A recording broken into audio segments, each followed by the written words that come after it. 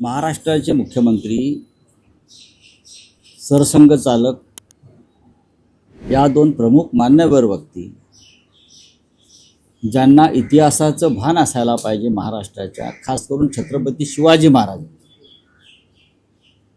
त्यांच्या उपस्थितीत अशा बुवा आणि महाराजांना आणून छत्रपती शिवरायांची इतिहासाची मोडतोड करण्याचं कारण काय? काय कारण आहे? शिवाजी महाराज हा इतिहासातल्या आपल्या ऊर्जेचा अखंड प्रवाह होता. अखंड प्रवाह ऊर्जेचा, उत्साहाचा, शौर्याचा. ते कधी थकले नाहीत, ते कधी झुकले नाहीत, लक्षात घ्या. आणि म्हणून जो महाराष्ट्र आमचा आहे तोही थकत नाही आणि दिल्लीपुढे झुकत नाही. पण नवा इतिहास हे कोणी बाबा आहेत काय, कुठे आहे ते बागेश्वर माहीत नाही मला. हे जे काय महाराज वगैरे आणतात हे लोक, हे नवीन हिंदुत्वात सुरू झालेल्या लोकांचा आणि नवीन इतिहास लिहितायत किंवा बदलतायत. महाराष्ट्राला हे मान्य नाही. खरं म्हणजे ते जे बुवा आहेत तरुण कोणीतरी एक, त्यांनी छत्रपती शिवाजी महाराजांच्या इतिहासावरती जेव्हा हे बोलत होते तेव्हा राज्याच्या मुख्यमंत्र्यांनी त्यांना थांबवायला हवं किंवा सरसंघ चालकांनी त्यांना रोखायला हवं आणि त्यांना महाराष्ट्राच्या भावना, इतिहास याबाबत जाणीव करून द्यायला हवं. ते बुवा म्हणजे कोणी या पृथ्वी तलावरची महान व्यक्ती नाही. वय काय त्यांचं वय काय, अभ्यास काय? ते असं म्हणतात का किती मुलं जन्माला घाला? 4 मुलं. तुम्ही घाला ना आधी, तुम्ही ब्रह्मचारी. हां, अजून तुमचं लग्न झालेलं नाही आणि दुसऱ्यांना सांगताय की 4 मुलं जन्माला घाला आणि 1 मूल कोणाला द्या? हां, मग तुम्ही द्या. तुम्ही 5-25 मुलं जन्माला घाला आणि हवी तेवढी द्या, काय हरकत नाही, काय हरकत नाही द्यायला. स्वतःपासून हे जे संत बुवा महाराज आहेत त्यांनी ही सुरुवात स्वतःपासून करायला हवी. हे हिंदुत्व नाही. परत सांगतो, भाजपा किंवा संघ ज्या हिंदुत्वाचा सध्या या माध्यमातून पुरस्कार करते किंवा खरात बाबासारखे लोक हे त्यांचे प्रचारक आहेत. हे हिंदुत्व अजिबात नाही आहे.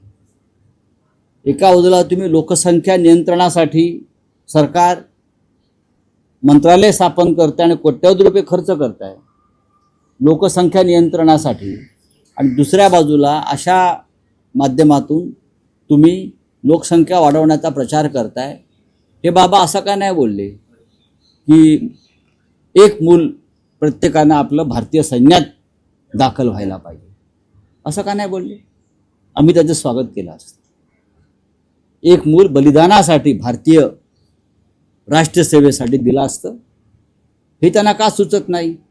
नाही सुचत त्यांना. हे दुर्दैवानं महाराष्ट्रात येऊन छत्रपती शिवाजी महाराजांची अशा प्रकारे त्यांची इतिहासाची मोडतोड करणं हे जे दुसरा कोणी केलं असतं ते एवढ्याला भारतीय जनता पक्षानं शिवरायांचा अपमान झाला हो असं बोंबलत रस्त्यावरती उतरले असते.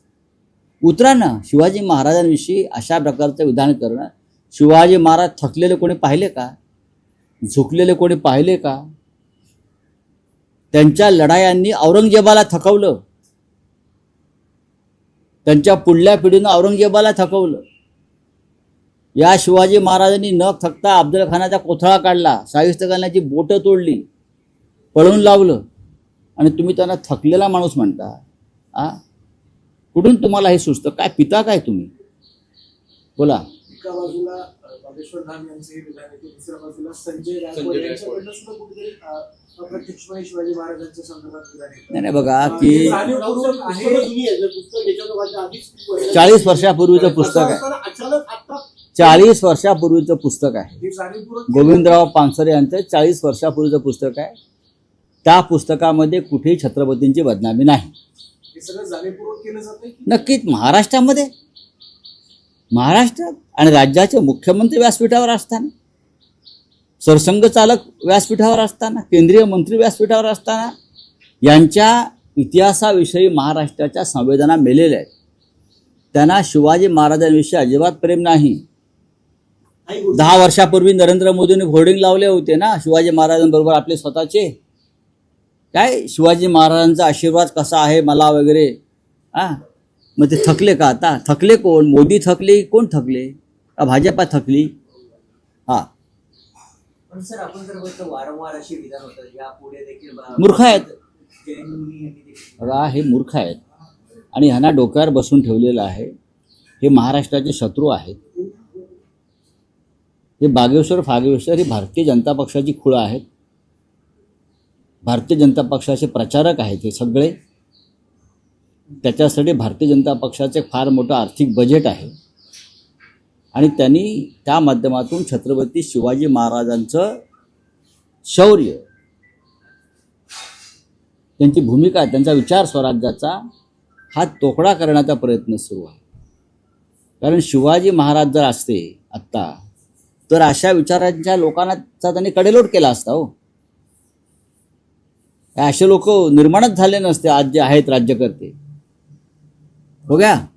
सर आपण जर बघितलं रोहित पवार यांनी ठीक आहे, चला. संजय जाधव संदर्भात देखील चर्चा होती. काय? ज्या प्रकारे आपचं ऑपरेशन लोटस ज्या प्रकारे झालं तसं पुन्हा एकदा ऑपरेशन लोटसची ठाकरेंची चर्चा चालू आहे. काल परभणीची बैठक होती पण संजय जाधव. तुमच्या माहितीसाठी सांगतो, आपचं काय ऑपरेशन लुटस बिटस काय झालेलं नाही आहे. असे भगोडे प्रत्येक पक्षामध्ये असतात, राजकारणामध्ये असतात. आता आमच्याकडून 40 भगोडे गेले मेंदीच्या नेतृत्वाखाली. ते पळपुटेच आहेत ना. शिवाजी महाराजांच्या राज्यात राहता आणि दिल्ली पुढे गुडघे टेकून पळून जाता, त्यांना काय म्हणणार तुम्ही? असे प्रत्येक पक्षात लोक असतात. हे राघव चड्डाचं नाव तुम्ही घेताय किंवा त्यांच्याबरोबरचे अन्य लोक आहेत, त्यांच्यावरती ईडीच्या धाडी पडल्या, ते घाबरले, ते पळून गेले. ही गोष्ट एवढ्या पुरतीच मर्यादित आहे. महाराष्ट्रातही तेच झालेलं आहे. अजित पवारांवरती धाडी पडल्या, ते 35-40 आमदार घेऊन निघून गेले. एकनाथ शिंदेवर धाडी पडल्या त्यांच्या लोकांवर, ते पळून गेले. हे का शौर्य आहे का? ही का कर्तबगारी आहे का? नाही. भाजपला वारंवार काय गरज पडते या सगळ्या? बघा, ऑपरेशन लोटसपेक्षाही हे ऑपरेशन डरपोक आहे. डरपोक लोक आहेत, कमजोर मनाचे लोक आहेत. त्यांना विचार नाही, त्यांना भूमिका नाही, त्यांना आपल्या पक्षाविषयी निष्ठा नाही, पळून जातात. चला. मराठी सक्तीच्या संदर्भामध्ये परिवहन मंत्र्यांकडनं पुन्हा एकदा पुनरुच्चार करण्यात आला. ते असं देखील म्हणतात की रिक्षा चालकांचा मोर्चा कुठल्याही परिस्थितीत निघणार नाही. हा केवळ एक पब्लिसिटी स्टंट आहे. मोर्चाचा एक प्रकारे इशारा दिला. हा पब्लिसिटी स्टंट 2 गट पडले आणि कुठेतरी सरकारमध्ये सुद्धा यामधून मतमतांतर सरकारमध्ये मराठीच्या मुद्द्यावरती 2 गट पडता कामा नाहीत. हे मराठी राज्य आहे. हे मराठी राज्य आहे. उद्या 1 मे येतोय, महाराष्ट्र दिन. 106 हुतात्मे मराठी आहे. कळलं? 106 हुतात्मे मराठी आहेत ज्यांनी रक्त सांडलंय या महाराष्ट्रासाठी. अशा वेळेला मराठीच्या मुद्द्यावर जर 2 गट पडत असेल तर मराठी विरोधी जो गट आहे त्यांच्यावरती मुख्यमंत्र्यांनी कारवाई केली पाहिजे. सर मुंबईतील केएम रुग्णालयाचं नामकरणवरून वाद निर्माण झाले. हॉस्पिटलचे रुग्णालयाचे जे कर्मचारी असतात त्यांनी देखील म्हटलं आहे की नाव बदलू नका. ते म्हणतात की हॉस्पिटल चांगलं करा पण नावाचं काय तुम्ही मागणी केली की नाव बदलणार. कधी केली? परत हा प्रस्ताव बघा, अशा मागण्याला अर्थ नाही. मंगलप्रभात लोढा हे एक बिल्डर आहेत. त्यांची एक ट्रम्प टॉवर नावाचं टॉवर आहे. काय? Trump tower. आधी त्याचं नाव बदला आणि त्या ट्रम्प टॉवरचं छत्रपती शिवाजी महाराज टॉवर असं नाव करा.